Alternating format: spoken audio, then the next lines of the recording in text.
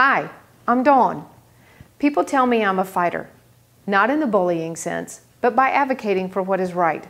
I believe home ownership is right, truly one of the foundations to building wealth and establishing security. But if after the closing, a homeowner feels like they didn't fully understand the process or wonder if they were taken advantage of, then it will forever leave a question mark in their mind, and that's not right. My goal is for every client to feel like they are my only client, to fully understand the process of buying, selling, or investing in real estate. If after 6 months, a client looks around their home and thinks, man, this is the best decision I ever made, then I have been successful.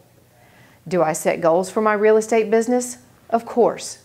But my #1 goal, hands down, is building relationships. It's incredibly satisfying when a client calls me their friend, not just their real estate agent.